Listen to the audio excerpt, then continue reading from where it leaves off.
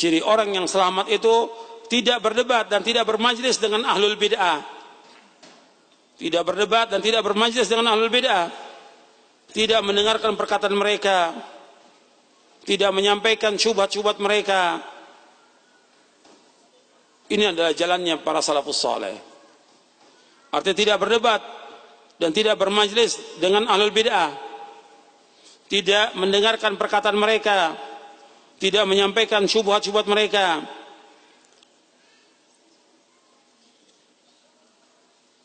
Jadi kita tidak boleh mendengarkan kajiannya ahlul bid'ah, nggak boleh. Duduk dengan mereka bersama-sama, jadikan teman mereka, nggak boleh. Siapa ahlul bid'ah?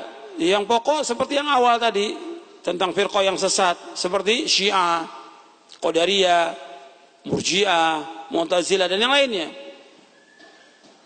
Yang pada awalnya, pada asalnya, mereka ini adalah orang yang telah menyimpang dari jalan Shiratal Mustaqim. Yang nanti berkembang lagi tentang ahlul bid'ah ini, sebagaimana dijelaskan oleh Syekhul Islam Ibnu Taimiyah dan yang lainnya. Jadi nggak boleh kita mendengarkan perkataan mereka yang bid'ah-bid'ah itu. Bahkan belajar nggak boleh. Bab Nabi bersabda SAW, inna min asyratis sa'a yultamasal ilmu indal asagir.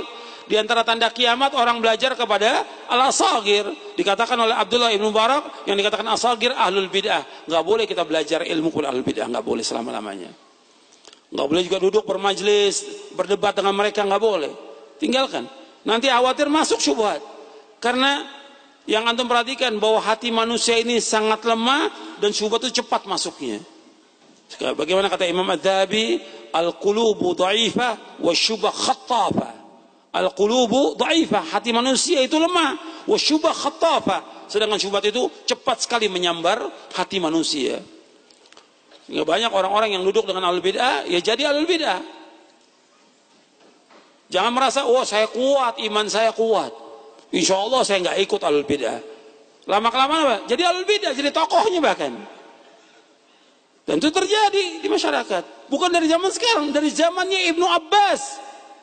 Ada seorang muridnya Ibnu Abbas bernama Nafi al-Azruq. Nafi al-Azruq ini muridnya Ibnu Abbas. Ibnu Abbas lautan ilmu. Lautan ilmu, bahar. Dia habar sebagai ulama wa bahar, lautan ilmu Ibnu Abbas. Yang didoakan oleh Nabi, yang paham tentang Al-Quran dan isinya Ibnu Abbas ini. Murid Ibnu Abbas. Dia bergaul dengan apa? Dengan ahlul bid'ah, dengan khawarij. Mungkin dia yakin bahwa dia insya Allah nggak akan kena, karena muridnya orang alim. Akhirnya terjadi apa? Syubhat masuk sampai dia menjadi tokoh khawarij, Nafi al-Azruq ini. Dan itu terjadi, dan akan terjadi seperti itu juga. Makanya nggak boleh berteman dekat dengan ahlul bid'ah, nggak boleh.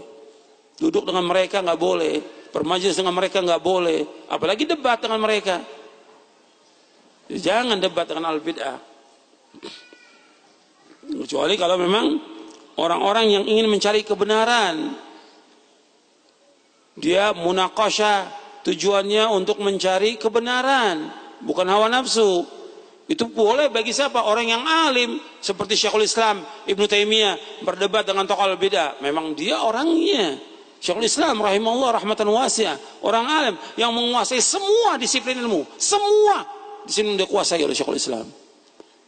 Kalau kita kan nggak menguasai, cuma berapa ilmu aja baru dikuasai, baca juga belum tamat. Sudah sok ngadepin ahlul bid'ah. Akhirnya apa? Berbangga ahlul bid'ah. Tuh saya sudah tundukkan fulan. Akhirnya apa? Rusak nama dakwah ini dengan sebab debat dengan ahlul bid'ah. Yang penting bukan debat, kita mendakwakan semua manusia ke jalan yang lurus, ke jalan selamat. Itu yang paling penting dalam dakwah, agar mereka mentauhidkan Allah. Nggak penting debat, itu nggak penting, tinggalkan. Udah. Dia mau ngomong caci maki, mau fitnah, nggak ada masalah. Yang penting bagaimana kita mendakwakan dakwah yang hak kepada umat ini.